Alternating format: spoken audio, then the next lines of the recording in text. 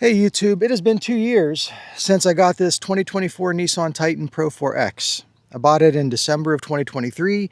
It is now the end of December 2025. It's a 24 model year. And I wasn't sure if I should do another video. A lot of people watched the 6-month video I did. And then some more people watched the 1-year video. And since then, there's a lot of other people that have done like owners reviews of their Nissan Titan. So I don't know that I got a lot to add here at 2 years. I was thinking, what can I even tell people about it at this point? There's a couple things I came up with. So I'm going to try to make this a pretty quick video. Let me first just give you a quick walk around and show you how the paint's holding up, because that's one of my complaints is the paint on this thing. The stuff that I thought would sort of fail faster has not, and that's these decals. I thought for sure that these decals were going to peel off or something over time. The stuff on the body is held up really fine, and I thought for sure that these mud flaps were going to start to peel away, because that's just the sticker on there as well. It's not like embossed or anything, and that's held up just fine. This is really hard for me to point out to you, but if you look at the seam between the plastic part of the bumper, the lower part, and the metal part of the front of the truck, the fender itself, in that seam the paint is peeling. And I noticed this when I did the 1-year review initially, and it's gotten a little bit worse, but it hasn't peeled so much that I have to get the warranty work done on it. The dealership said it would be covered under warranty because it's peeling. It's not chipped, it's peeling. But it would take the truck out of my hands for probably at least a week, and it'd just be a big pain in the butt. So I got a 5-year warranty on the bumper to bumper stuff, so it's only 2 years. Once it gets closer to that 5-year mark, I'll probably have them do that. So when I talk about bits of the paint that bother me, it's really this front grille, this black plastic. This is unfortunate because it looks like bird poop. That's not bird poop. That's just the white plastic that is coming through because the black paint they put on top is kind of chipped away. And that's happening all around this black grille. All of the metal is fine. So whatever would have hit this black plastic also hit the hood and the fender and the metal parts of the lower bumper, and all that's pretty much okay. It's just maybe cheap paint or just the bad process painting onto the plastic. I don't know. Bottom line is that this is not covered under warranty because it's considered wear and tear. So I'm kind of just stuck with it. The other thing is, I kind of just realized this in the last few months, is that I really don't even care so much. I mean, it bothers me because it's only a 2-year-old truck and the front looks kind of crappy. And I know it's only going to look crappier as time goes on. But at the same time, I'm kind of like, I've kind of grown into this truck now where I don't really mind if it gets a few dings and scratches here and there. It's sort of become a truck for the sake of being a truck. And I like it more, if that makes any sense. I'm not sure if you've got a truck, you might know what I mean. Once you do a certain amount of work with a truck, once you take a certain amount of trips with a truck, and it gets a few scratches, a few warts here and there, you kind of like it a little bit more because you don't have to worry about it so much. Like I got a scratch here on my bumper. Don't know how that happened.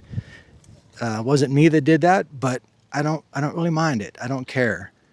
And I don't wash this truck as often as I used to either. It gets washed, in the summer more often, but during the winter, maybe once or twice all winter long. Hauling a lot of stuff. The cover on this tailgate here is all scraped up and stuff. And again, that's fine. It doesn't matter. That's what that piece of plastic is there to do, is to protect, I guess, the paint from getting scratched from that. Since the last video, I put about 15,000 miles on it in the last year. And of those 15,000 miles, I would say 6 or 7,000 miles have been towing. I've got a small camper. It only weighs about 3,500 pounds. Well, hello, Rick. Ricky came out to join us here. My camper is only about 3,500 pounds, but it is big and bulky and square. It's over 10 foot tall, over 8 foot wide. So it is a big sail that I'm pulling behind me. So I won't say it's easy to tow, but it's certainly not as hard to tow as what a lot of you guys probably pull with your Titans. The truck tows amazingly. Like of the 6,000 or 7,000 miles, at least 5,000 of them were my last trip out west. I live in Tennessee. We went from Tennessee to Nevada and back, a lot of which was smaller highways, dirt roads, etc. And the truck just tows so beautifully. It's such a comfortable vehicle to drive down the road. And it is good off-road as well. I don't do any real extreme off-roading. I think it's kind of silly to do any sort of extreme off-roading in a full-size truck. You can't really see very well out the windshield, and turning circle is tough and all that kind of stuff. People that do that, I guess they enjoy it, but for me, it just seems kind of silly. But it's been on a lot of dirt roads. It's been over a lot of washboards, a lot of rocky terrain. I've been doing a lot of hauling with it just for work out here around the house, as well as on my property in Utah. I had an old trailer frame in Utah that I had to cut into pieces, and I used the truck to haul it across the desert and put it into a pit and all that kind of stuff. As a truck, for the purpose of what it is made to do, this is just a great vehicle, and I've been completely happy with it. I will tell you that a lot of people that have had the same exact truck have had nothing but problems with it. I mentioned this in the 6-month video. I feel very fortunate that I have not had the problems that a lot of people have had. I've never needed to have any warranty work done on it, no transmission issues, no leaks in the windows, none of that sort of thing. And I guess, you would think that you shouldn't have issues with a truck that's only 2 years old, but the reality is that all of these trucks today are just not made very well. Most vehicles aren't made very well, but especially the trucks that are made in the United States, for whatever reason, they've just got tons of recalls and tons of problems. The things that people have had issues with on the Titan are not unique to the Titan. Like every other truck out there has had very similar problems in the last few years. So I know the quality control on these are not good. I'll just tell you right now, if you go online and you do some research and just see what people are saying, there's people like me that honestly have just been sort of blessed with the thing, that they haven't had any of these problems. And then there's other people that have nothing but problems, where they're constantly getting warranty work done, getting new transmissions put in at 30, 40,000 miles, all this kind of stuff. Pretty bizarre that the quality control is just as inconsistent as it is, but that's the case. As for modifications in the last year, the only thing I've done is upgraded the tires to these Toyo Open Country ATs. I got these about, I think it's been about 6 months ago now. And they're great tires. They do great in dirt for the off-roading that I do. They're fantastic for that. They do weigh quite a bit more than the stock tires, the ones that came with it. I've already forgotten what they are. I think they're Bridgestones or something like that. So I took a hit on MPGs going with these tires, but I have to say, one of my favorite things about this truck is the incredible fuel efficiency that it has. I mean, I still get well over 20 miles per gallon with these heavier tires. Hey, Ricky, whenever he comes over, he thinks I'm pointing at something that's of interest to him. Whenever I had the stock tires, I was getting 22, 23 miles per gallon consistently. No issues whatsoever. Now I get 20 or 21. So it took like a 1 or 2 mile per gallon hit by going with the all-terrain tires. But still, I'll take that. I think anything that's over 20 is phenomenal for a truck of this size with a V8 engine. I did a video, if you go back in my channel, you could find it, where I did a mile per gallon test, just to kind of show you, how I don't know how else to say it, just how fuel efficient these trucks are. They don't get credit for that. They never did get credit for that. Nissan didn't market them that way, but they should have. And I think part of the reason that I get such good fuel economy is where I live. I live way out here in the country. There's a car going by now. You may have just seen that, but there aren't very many cars here. There's very few red lights. Almost all of my driving is rural roads. I know in the city, you don't get the same sort of fuel economy. And I think the other reason that I get a little bit better is because of this tonneau cover. So I got this BakFlip. I think it's a 4. I forget the actual thing. MX4. There it is, right there on the sticker. MX4. So this hard tonneau cover has been fantastic too. And they do actually improve fuel efficiency. I know some people think that's a myth, but they actually do. And if I'm not mistaken, I think Mythbusters even did a show where they tested this to prove that they do improve fuel efficiency. This tonneau cover has been fantastic too. All the mechanisms and the hardware and stuff has been great. I thought maybe after a couple years, the little rubber hinges that are here, because that's just a rubber membrane between each panel, I thought those things might start to crack or fold or something, but they have not. All of that's held up well. Really the only thing that has been a problem with this BakFlip is the sticker is starting to peel, and I just noticed that when I looked at it here a moment ago. That's the only problem. So I definitely recommend this BakFlip if you're looking for a hard tonneau cover. I'm trying to make this video as short as I can. I tend to ramble, forgive me. One thing I got to tell you is that in my 1-year owner's review, I mentioned the Nissan Lurch. And you might not have seen that video. You might be wondering, what is the Nissan Lurch? The Nissan Lurch is with these 9-speed transmissions. You're driving down the highway, you're cruising, everything's shifting beautifully. You come to a stop sign or a red light, and when it downshifts from second to first, it shudders. It slams it into first gear when you come to that complete stop. Going from first to second when you start driving again is not a problem. That downshift from second to first, especially after you've been cruising for a long period of time, is harsh. And I mentioned it in the other video, and it was really my biggest complaint in the other video. It's fixed. I got a solution for that, and it has nothing to do with any sort of TSB, or nothing to do with a software update for the transmission. I talked to the dealer, and there has been no updates for the transmission of the regular Pro4X. The XD did have a transmission update. So if you've got an XD and you haven't had your transmission, I guess, flashed, if that's the right terminology, in the last 6 months or 9 months or so, get that done. But this one, there's no changes. What fixes the Nissan Lurch is unplugging the smart charging cable. So let me show you what the smart charging cable is in case you don't know what that's about. So here's the battery in the engine compartment. I'm going to try to explain this as best I can from what I understand of how this works as well. I'm not a modern auto technician by any stretch. But the alternator recharges the battery at a different amount based on how many RPMs the engine is spinning. So like if you're driving in lower RPMs, for example, when you do come to a stop at a stop sign, the alternator puts less voltage back into the battery. And apparently it's designed this way to do something to help the environment. I don't understand that. I think it's a bunch of BS anyways. This cable here, I got it taped off. Let's see if I can get a better angle on that. Okay, hopefully you can see that, where my thumb is. This cable here is normally plugged into the battery, and this is what regulates the amount of charge that the battery takes from the alternator. So what's happening that's causing this Nissan Lurch, first of all, this causes all sorts of problems, in my opinion.